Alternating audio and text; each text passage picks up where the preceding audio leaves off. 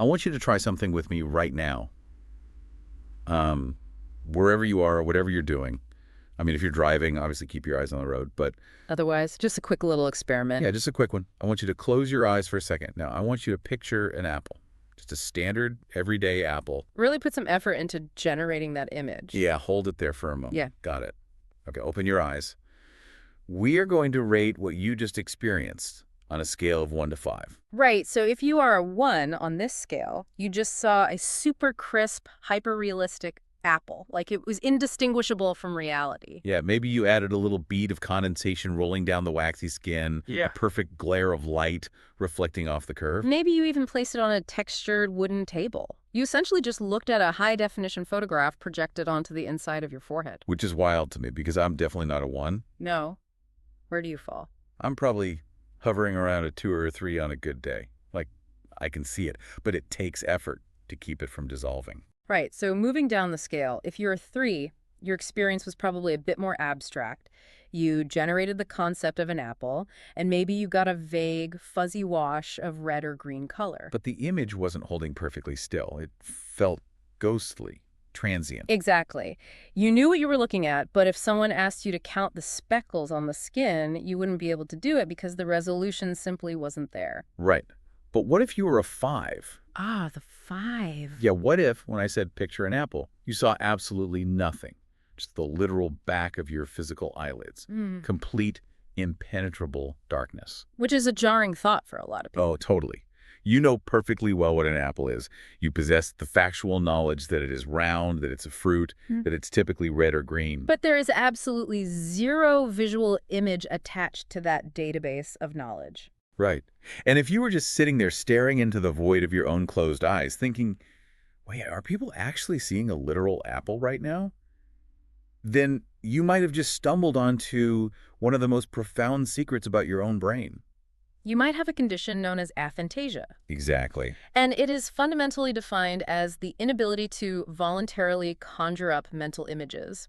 And we aren't just talking about a mild lack of imagination or poor memory here. No, it's a fundamental physiological difference in how human consciousness operates at the baseline sensory level. Yeah, and for most of modern human history, this was completely hidden in plain sight.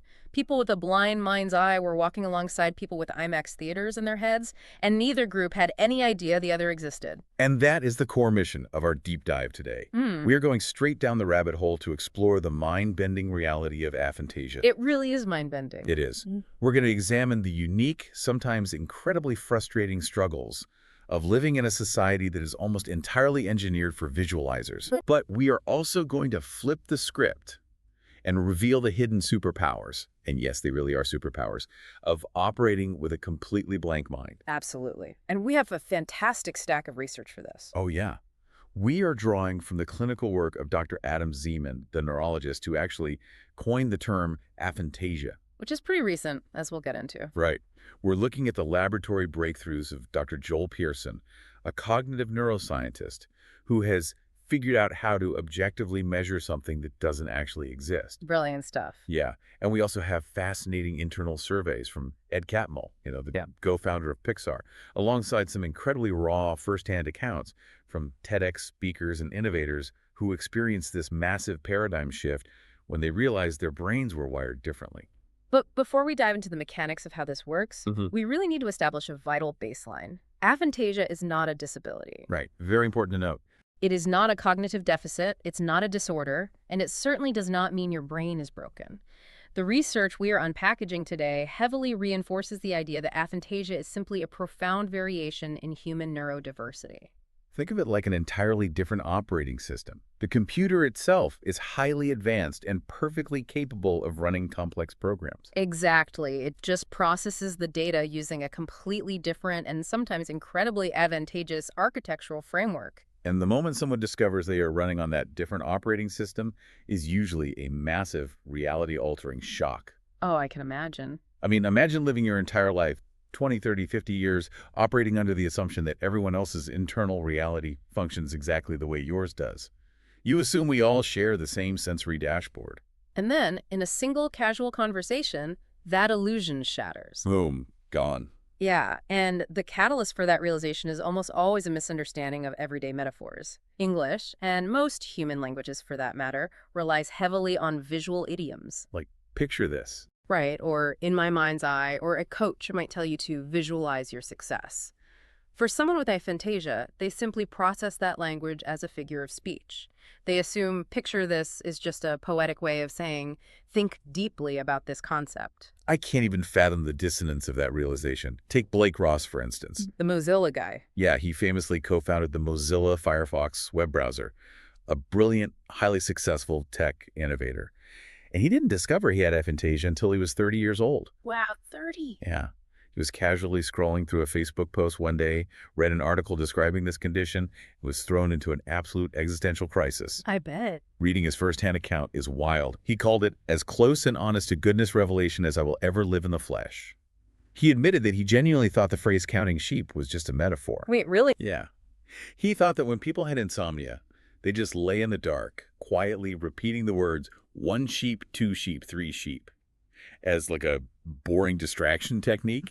He had no idea people were actually summoning phantom livestock in their heads. That's hilarious, but also so profound. He also noted that he couldn't picture his own father's face. If you asked him to imagine a bouncing blue ball, nothing happened. Nothing at all. Right. If you asked him to recount a jog he went on 10 minutes prior, he couldn't replay the tape of the run. The visual data simply did not exist. Let me push back on this for a second, though, because I'm trying to wrap my head around the social aspect of this. How does someone, especially a highly social, highly intelligent person like Ross, make it 3 decades without realizing that the people around him are hallucinating on command? Well, Are we just that bad at talking about our inner lives? honestly, we are remarkably bad at it because human beings are fundamentally trapped inside their own subjective experiences. We have no external reference point for consciousness. That's true. If you have never seen an image in your head, the concept of internal vision is as alien to you as echolocation is to a human. You wouldn't think to ask someone, hey, can you see a literal movie playing in your skull right now? Because the premise itself sounds absurd to you. Ed Catmull's story is a perfect example of that absurdity. Here's a man who co-founded Pixar. He is arguably one of the most important foundational figures in the history of visual animation and computer graphics. Right. And he realized he had aphantasia because a friend of his was trying to teach him a specific type of Tibetan meditation. Oh, the sphere visualization. Yes, the friend gave him a seemingly simple instruction: close your eyes and visualize a sphere. Catmull went home, sat in his chair, closed his eyes, and tried. And he didn't just try for 5 minutes. He sat there and tried to conjure this sphere for a solid week. A whole week. A week. And all he got was a black, empty void. Which is incredibly frustrating for someone used to solving immensely complex problems. But the realization doesn't always come from something as structured as meditation. Sometimes it's entirely mundane. Like the TEDx talk. Yeah, Kylie Sambursky. She delivered a phenomenal TEDx talk on her experience with aphantasia, and she had her worldview shattered over a casual birthday dinner. I love her story because it's so innocent. A friend at the table just casually asked her, hey, when you picture an apple, is it red or green? And she just froze. Yeah. Kylie looked at her friend and said, wait, what do you mean picture an apple? Are we actually seeing colors in our heads? That realization hits hard. Oh, totally. When her friends confirmed that, yes, they were literally projecting colored imagery in their minds, Kylie went into a total tailspin.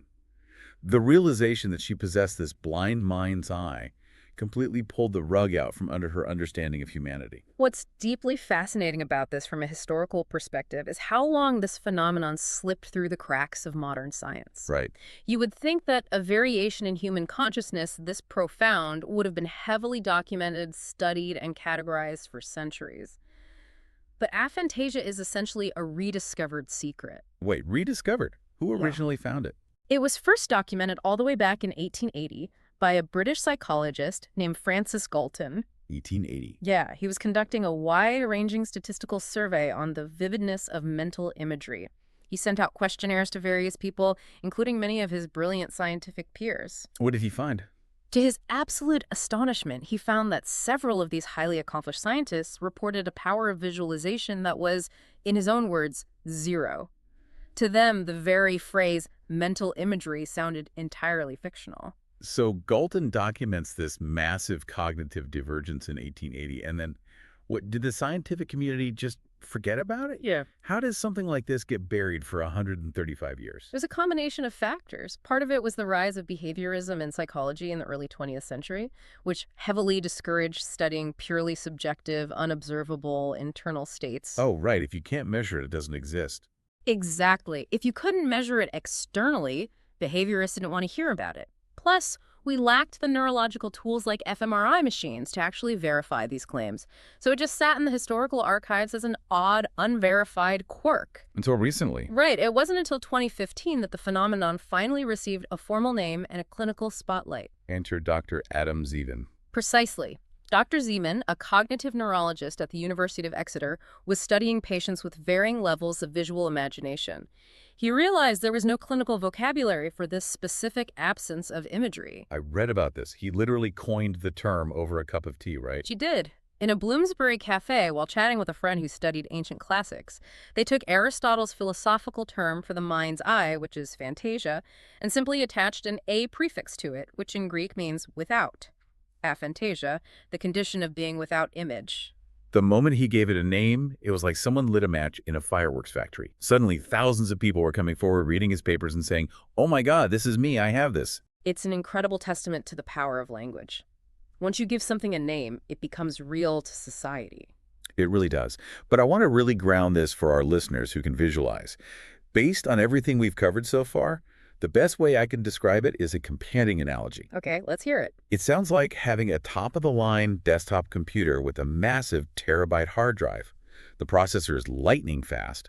All the data is perfectly stored inside. But the computer monitor is completely unplugged. I like that. Like the operating system is entirely MS-DOS, pure code, pure data, pure command lines. There is no graphic user interface. You can access the files, you know exactly what the files contain, but you just can't see the icons on a desktop. Does that map to the clinical reality? That is a highly accurate way to conceptualize it. The underlying database is intact, but the visual rendering engine is bypassed. And the statistics regarding how many people are operating on this MS-DOS system are staggering. What are the numbers? Current research estimates that roughly 3.9% of the population has very low or completely non-existent visual imagery. That equates to roughly 1 in 25 people. 1 in 25. I want that to sink in for everyone listening.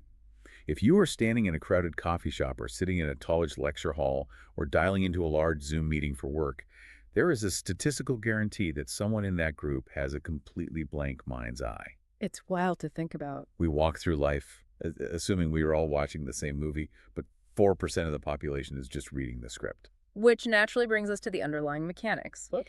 If 1 in 25 people have this, what is physically happening, or in this case, failing to happen, in their neuroanatomy? Yeah, how do we take a subjective claim like I can't picture a horse and translate that into hard, observable science? Well, that is where Dr. Zeman's work gets incredibly cinematic. The breakthrough really centered around a very specific, fascinating case study. The patient was referred to in the initial literature as patient MX, but his real name is Jim Campbell. And what makes Jim's story so crucial to unraveling this mystery is that he didn't have aphantasia his whole life. Right. He is a rare case of acquired aphantasia. The vast majority of Aphantasics are congenital. They are born with it. But Jim was a highly visual person for the first 6 decades of his life. Yeah, Jim was in his 60s, and back in 2003, he went into the hospital for a cardiac procedure, specifically a coronary angioplasty. Prior to that surgery, Jim's mind was a rich, visual tapestry. He loved novels, didn't he? Loved them. He would totally immerse himself in the visual world of the author's descriptions. If he misplaced his keys, he could close his eyes and visually retrace his steps through his house. He even had a specific technique for falling asleep.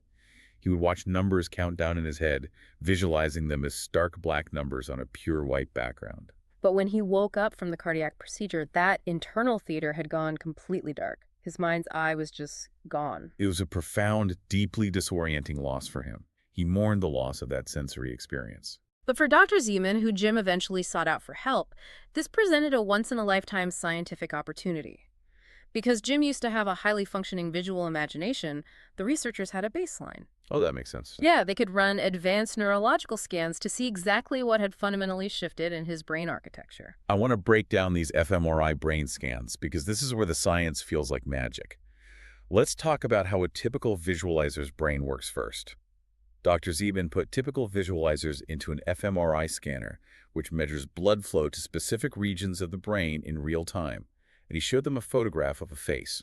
When a human being looks at a face, a very specific cluster of neurons goes to work. It's called the fusiform face area, or the FFA. The facial recognition software. Exactly. Think of the FFA as the brain's highly specialized facial recognition software.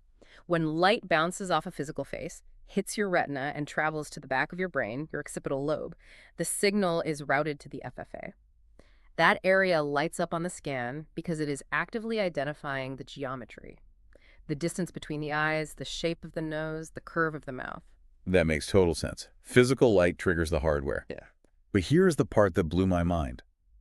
When Dr. Zeman asked a typical visualizer to close their eyes and merely imagine a face, that exact same fusiform face area lit up again. Yes, it's a slightly fainter activation, almost like a neurological echo, but it is the exact same hardware running the program. This proves that when you visualize something, you are not just thinking a thought. You are literally driving your visual cortex backward. Hold on, explain that. What do you mean by driving it backward? In typical sight, the process is bottom-up. Information flows from the outside world through the eyes to the back of the brain and then forward to the frontal lobes where you make conscious sense of it. But when you imagine a face, you are reversing the flow. You are using the frontal lobes, the CEO of your brain, responsible for executive function and conscious thought, to send a signal backward to the visual cortex. You are essentially commanding the occipital lobe to recreate an image without any external light to trigger it. Okay, so the CEO sends an email down to the art department and says, render a face, and the art department goes to work. Good analogy. So what happened when Dr. Zeman put patient MX in the scanner and told him to imagine a face? When Jim tried to imagine a face, his fMRI scan showed severe hypoactivation. The visual areas of his brain completely failed to engage. Wow. The frontal lobes were firing, the CEO was sending the email, aggressively demanding the image, but the visual cortex was basically offline. The art department wasn't picking up the phone. That is fascinating. But Jim's case is acquired? What about the 1 in 25 people who are born this way? Does their brain architecture look different at a foundational level? It does, and we can see this even when they aren't actively trying to visualize anything.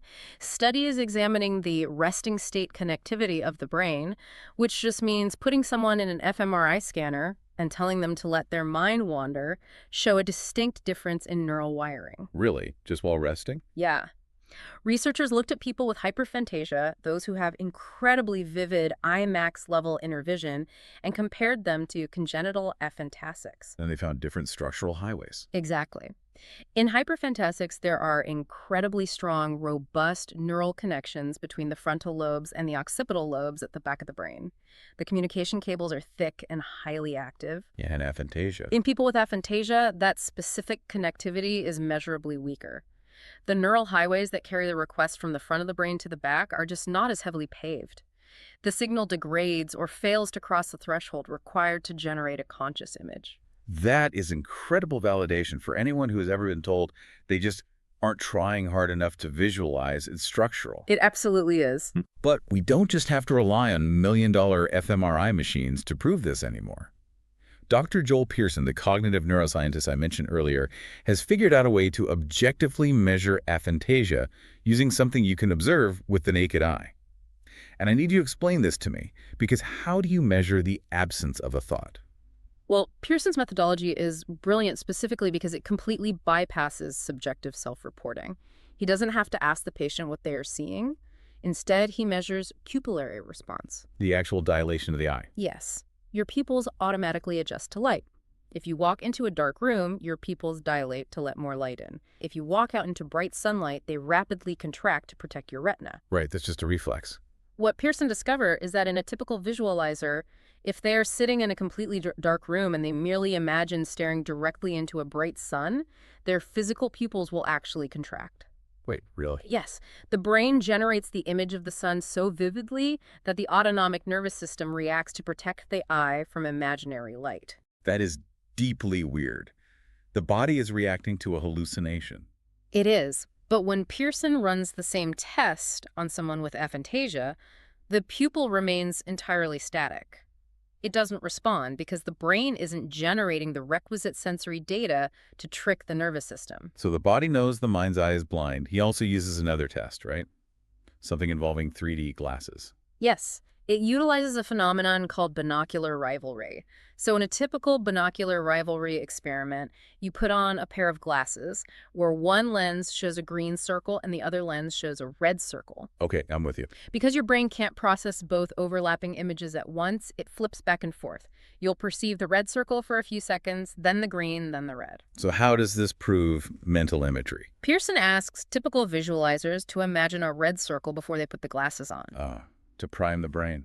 Exactly. If they successfully prime their visual cortex with a strong mental image of the red circle, then when they put the glasses on, their brain is statistically much more likely to lock onto the physical red circle first. The imaginary primer influences physical sight. But for an aphantasic. Priming their brain with an imaginary red circle has absolutely zero statistical effect on which physical circle they see first.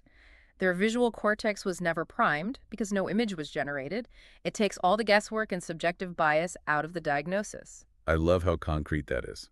But Joel Pearson's research brings up a massive, glaring paradox that I am really struggling to grasp. What's that? Well, if an aphantasic cannot generate a picture in their head, how do they actually know what things look like? What do you mean?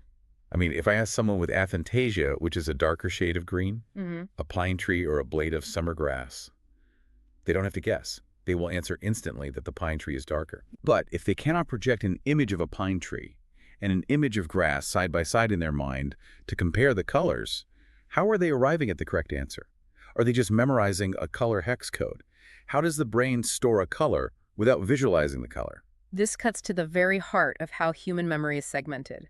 You are confusing visual memory with semantic knowledge. Semantic knowledge. Yes. People with aphantasia have flawless object recognition. When they look at a physical pine tree in the real world, their brain perfectly encodes all the factual, conceptual data about that tree. They register the texture, the geometry, the biological classification, and the specific gradation of color, but they store that information as pure data, entirely decoupled from the sensory experience. Okay, so returning to our computer analogy. Or better yet, look at modern artificial intelligence. Look at large language models. Oh, like a chatbot. Exactly. Yeah. An AI chatbot does not have eyes. It has never experienced a sunset. It has zero visual, sensory experience of the universe. Yet, if you ask an AI which is darker, grass, or a pine tree, it will tell you instantly. Because of the data. Yes. It knows the answer because it has soaked up the semantic associations, the textual relationships, and the factual data surrounding those concepts. The knowledge exists independently of sight. An aphantasic brain relies on an incredibly robust network of semantic facts rather than a photo album of visual memories. That makes perfect sense. The data is there, just in a different format.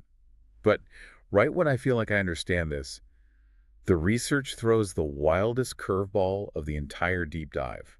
Let's talk about the dreaming anomaly. Oh, this is fascinating. Because if the visual hardware is offline, you would assume that when an aphantasic goes to sleep, their dreams are just black screens with audio, right? Like listening to a radio play in the dark. You would assume that, but you would be entirely wrong.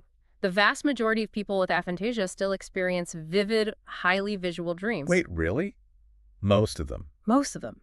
Even patient MX, Jim Campbell, the man who permanently lost his ability to visualize while awake, eventually regained his visual dreams. I didn't know that. Yeah, for a few years after his cardiac procedure, his dreams were reduced to pure narrative, almost like reading a script in his sleep. But eventually, the visuals returned in his dreams, even though his waking mind's eye remained completely permanently blind. Let me stop you there. Are you telling me that the hardware is physically broken during the day, but it magically repairs itself at night? How is that neurologically possible? If the fusiform face area won't light up when they are awake, how is it rendering faces while they are unconscious? Because the mechanism of generation is entirely different. This is one of the most profound insights aphantasia gives us into the human brain. It proves that waking visualization and sleeping dreams are governed by two distinct systems. Okay, break that down for me. Remember how we discussed that waking visualization is a top-down process? The frontal lobes voluntarily demand an image and the visual cortex tries to comply? Right, the CEO sending the email. Well, dreaming is not a top-down voluntary action. Dreaming is a bottom-up involuntary process. Bottom. Yes. It originates deep in the brainstem and the lower, more primitive emotional centers of the brain during REM sleep.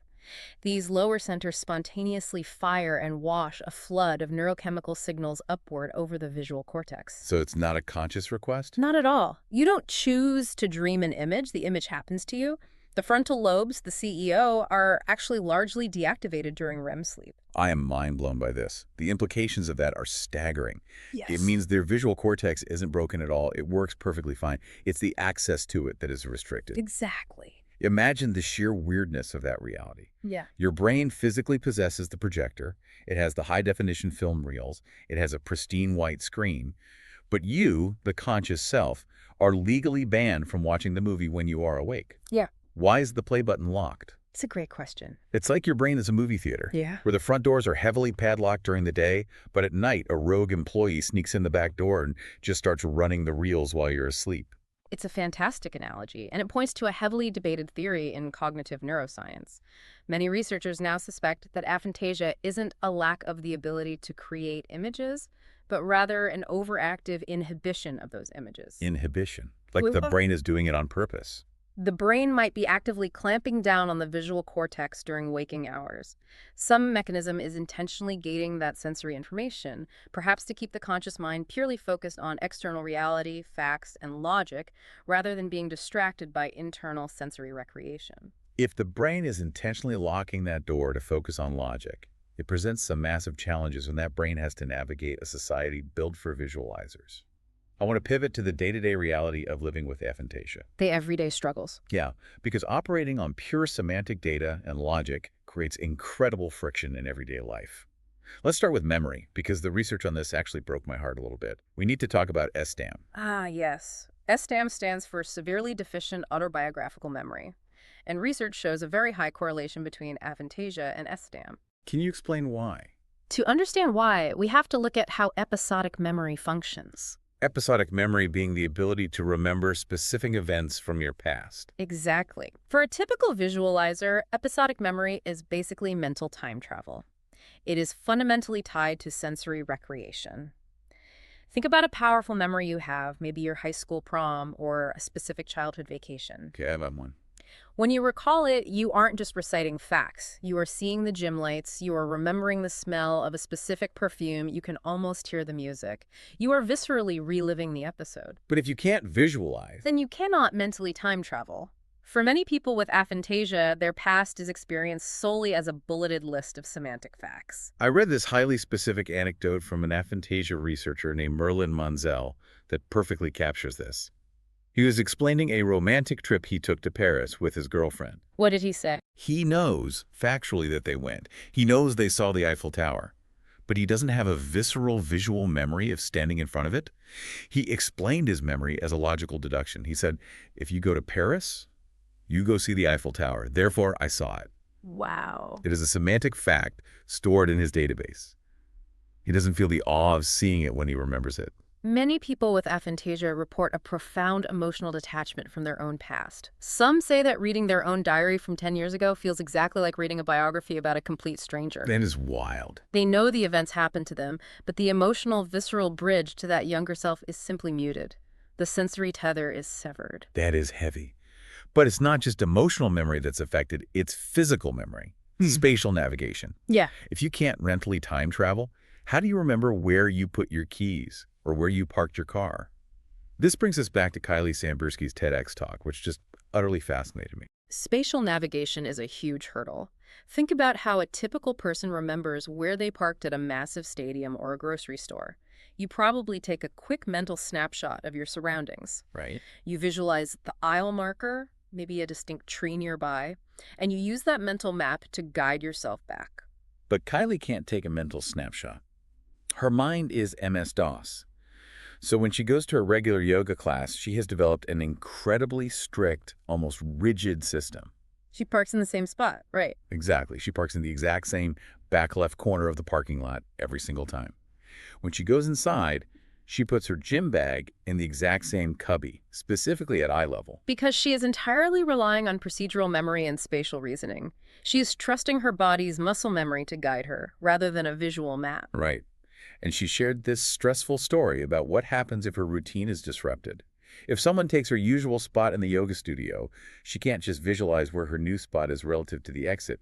She has to find a physical anchor point. How does she do that? She will literally stare at a specific detail in a painting on the wall, memorize her physical relationship to that painting, and hope she can deduce her way back to her mat when the class is over. That takes so much mental energy. She even talked about how she navigates her college campus.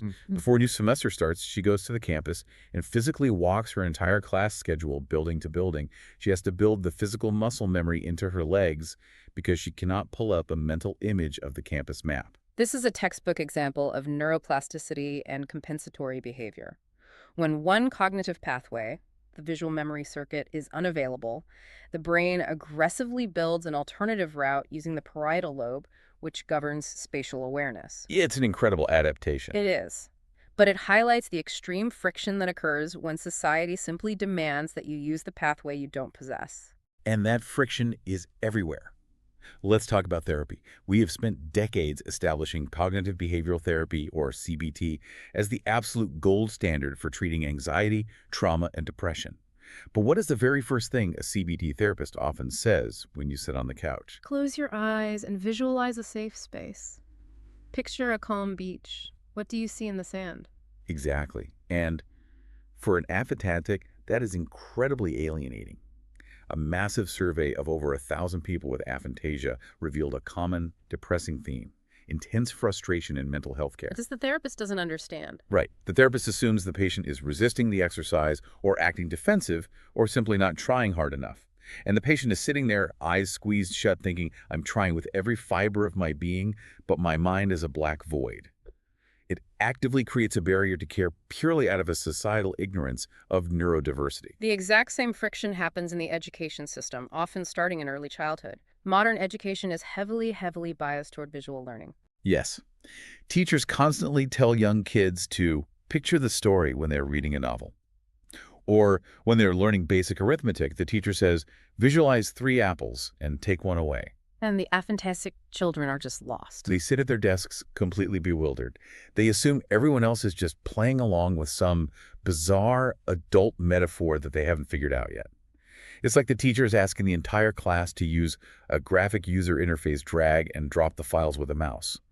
But the Aphantasic kid is operating on a command line interface. Right. They have to type out the raw code to move the data.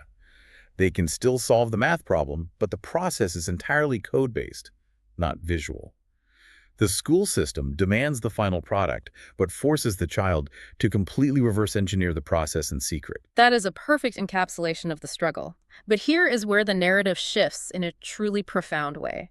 Because sometimes when you are forced to rely on raw code, when you are forced to navigate the world without the distraction of a graphic interface, it doesn't just result in a finished product. It creates advantages. Exactly. It results in an entirely different set of cognitive advantages. The compensatory behaviors don't just help Aphantasics survive. In many distinct ways, they offer literal superpowers. Let's get into the superpowers. Because if you are listening to this thinking that having a blind mind's eye is just a tragic list of struggles and therapy roadblocks, you are missing the most fascinating psychological data of the last decade. Let's talk about emotional resilience. To understand the advantage, we have to return to Dr. Joel Pearson's lab.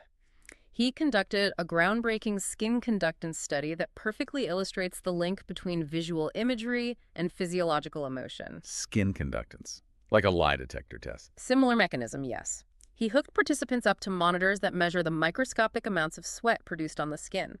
When you experience fear, anxiety, or stress, your fight or flight nervous system engages and you sweat.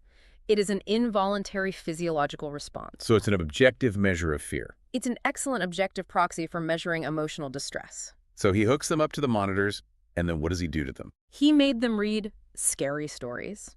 Just plain text on a screen in a dark room. No pictures, no audio jump scares, just words describing a terrifying scenario. Think of reading a tense scene from a Stephen King novel, like being chased through the dark woods by a monster. Okay, so if I read that, my brain is immediately going to start casting the movie. I'm going to visualize the dark woods, the shadows, the monster's face. Precisely. And Pearson's monitors showed that when typical visualizers read the text, their bodies reacted violently. They started sweating, their heart rate spiked. Because they're visualizing it. Yes, the visual imagery generated by their brain was so vivid that it tricked their nervous system into believing the physical threat was real and immediate.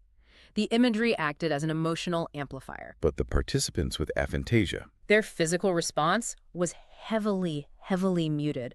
The text on the screen was just data. They understood the facts of the story. They logically recognized that a monster in the woods is a dangerous scenario, but without the internal images to amplify the emotion, the physiological panic response simply didn't engage in the same way. The fear was conceptual, not visceral. the implications of that are absolutely massive, especially when we talk about trauma. Think about PTSD, post-traumatic stress disorder. Right. One of the most debilitating hallmarks of PTSD is the intrusive, vivid, visual flashback. A survivor is essentially trapped in a mental movie theater, forced to watch the most horrific moment of their life replay in high definition on a loop, triggering their nervous system over and over again. It's horrifying. But researchers are increasingly finding that people with aphantasia are significantly less likely to experience those visual flashbacks. Because they physically lack the hardware to run the projector. It is crucial to state that this does not mean Aphantasics don't experience trauma. They still feel emotional distress, they still experience depression and anxiety, but the mechanism of the visual flashback is disabled. That's huge. Their neuroanatomy acts as a natural buffer against one of the most debilitating symptoms of psychological trauma. And that emotional buffer extends way beyond extreme trauma. It impacts everyday emotional resilience. Anecdotally, people with aphantasia often report that they are able to move on much more easily from grief or devastating breakup. Which makes sense. If you go through a terrible breakup, what keeps you agonizing over it for months? It's the visuals. You're lying in bed, and your brain just tortures you with images of your ex's face or memories of the vacation you took together, or you are visualizing them with someone else. Exactly. You are visually torturing yourself. Aphantasics are not plagued by those uninvited visual ghosts. Out of sight is, quite literally, out of mind. That's so interesting. They are much less prone to the prolonged states of craving and longing that haunt typical visualizers. And this applies to addiction as well. So much of a craving, whether it's craving a cigarette, craving a drink, or craving junk food, is driven by visualizing the act of consumption. Right, picturing the cigarette. Without that visual loop constantly baiting the reward center of the brain, Aphantasics often find it easier to remain intensely anchored in the present moment. It creates a profound sense of what they call the quiet mind. I was reading about Craig Venter, the brilliant geneticist who famously led the first draft sequence of the human genome. Oh, yes. He has aphantasia. He does. Yeah. And he actually attributes a significant portion of his scientific genius to his blank mind. He says his conscious thought isn't cluttered with random chaotic imagery. It allows him to maintain a pure, abstract, conceptual focus that simply isn't derailed by visual noise. I think we all envy that quiet mind when it comes to sleep. Oh, absolutely. We briefly touched on Jim Campbell using visual numbers to fall asleep, but for most typical visualizers, the mind's eye is the ultimate enemy of a good night's rest. It really is. You lie down, you want to sleep, and suddenly your brain decides to premiere an HD movie of that deeply embarrassing thing you said to a coworker 5 years ago.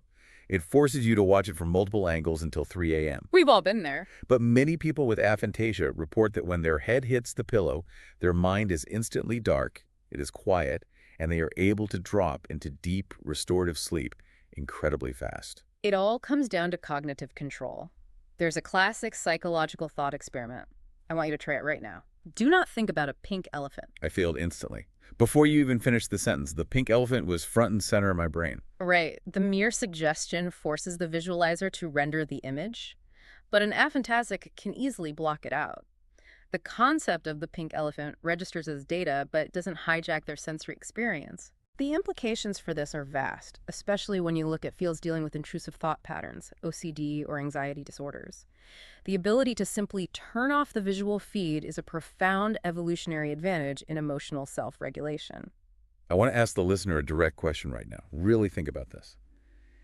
If you had the option today to permanently trade your mind's eye for that level of peace, would you do it? It's a tough question. If you could literally turn down the volume on your worst memories If you could guarantee you would never have an intrusive visual thought derail your focus, if you never had to lie awake agonizing over an embarrassing visual playback, would you trade your ability to picture a sunset for that quiet mind?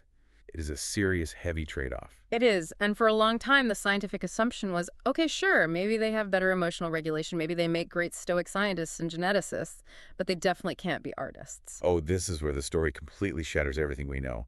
The Pixar paradox. It's so good. Because logically, if you were completely blind in your mind's eye, the absolute last career path you would ever pursue is the visual arts. You would never become an illustrator or an animator.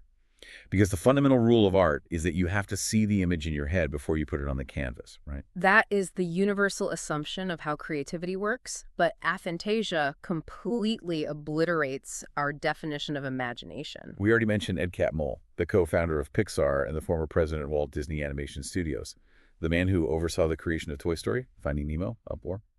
He possesses zero visual imagery. Zero. But a skeptic might say, okay, sure, Catmull was on the technical side. He was a computer scientist and a manager. He wasn't the guy drawing the characters.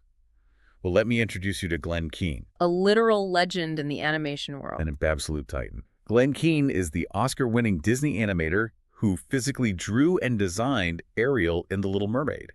He designed the Beast in Beauty and the Beast. He animated Aladdin. He single-handedly defined the visual aesthetic of the Disney Renaissance that shaped millions of childhoods.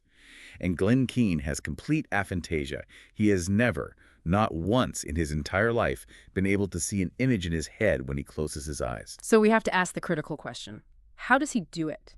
If he cannot close his eyes and see the beast, how does he reliably, perfectly put the beast on a blank piece of paper?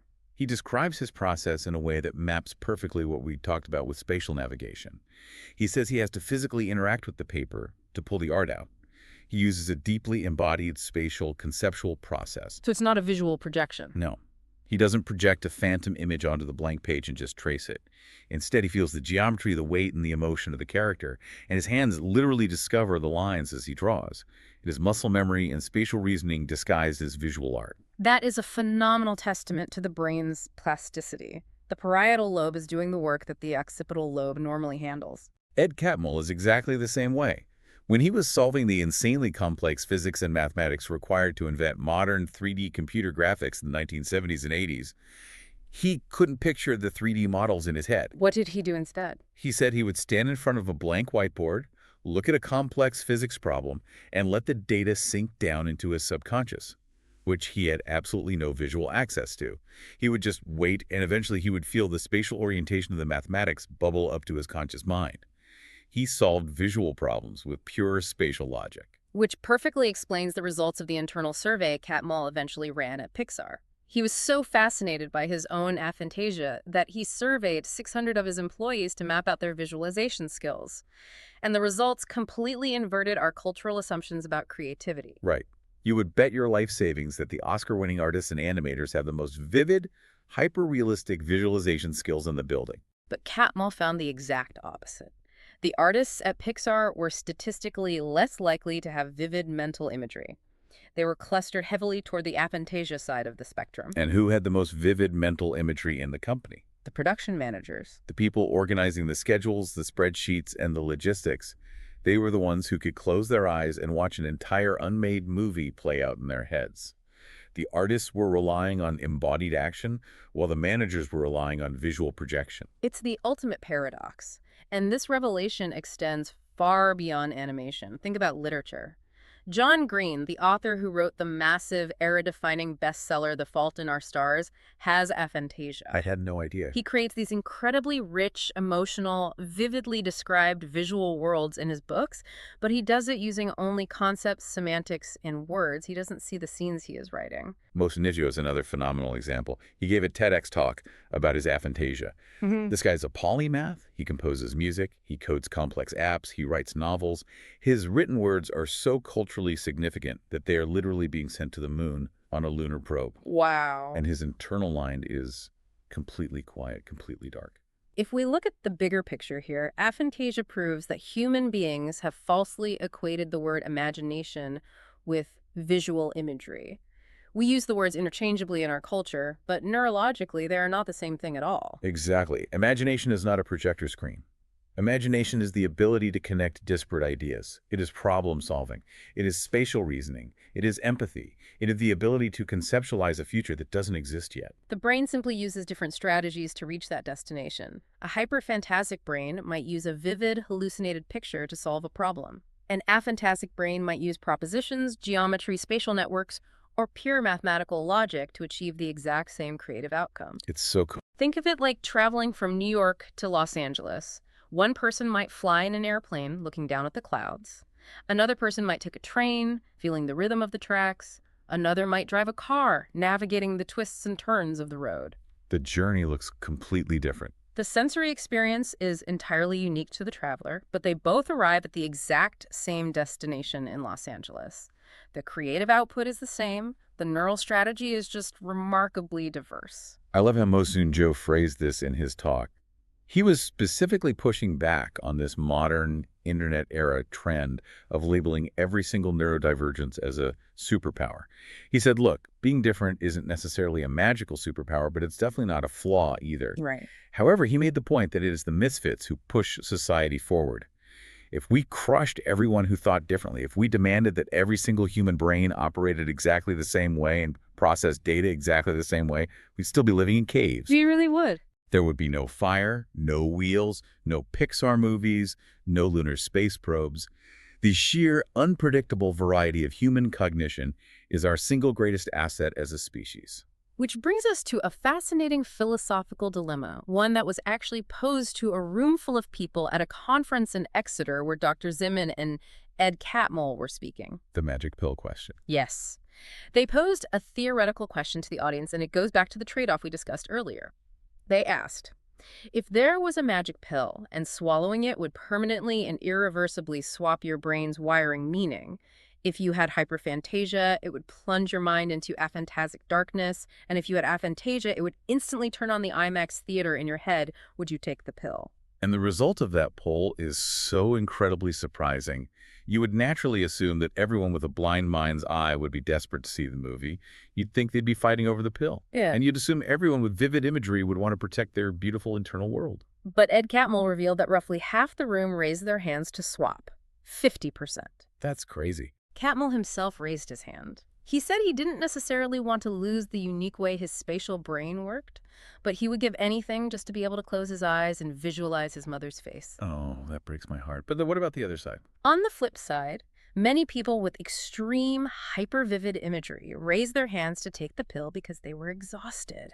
They wanted the peace. They wanted the quiet. They wanted freedom from the relentless barrage of intrusive memories and sensory overload.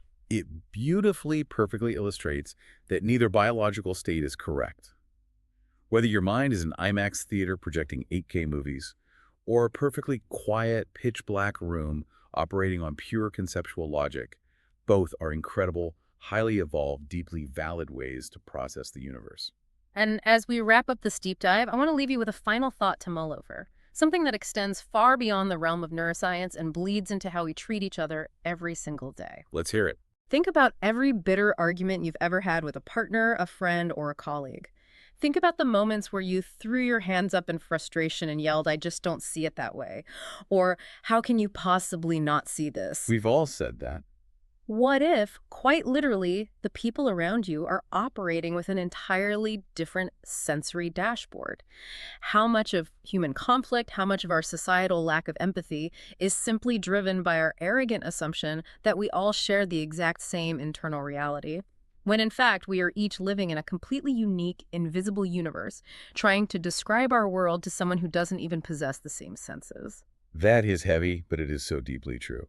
Our internal worlds are as unique as our fingerprints, and we spend our whole lives just assuming everyone is looking at the same map. Thank you for joining us on this deep dive. I highly encourage you, when you see your friends, your family, or your coworkers today, ask them the Apple test. Do what they say. Ask them exactly what they see. You might just blow their minds, and you will almost certainly blow your own. And remember, usually when we talk about a medical or scientific diagnosis, there's this rigid expectation of precision. Like a broken bone on an X-ray, you can point to it and say, there it is.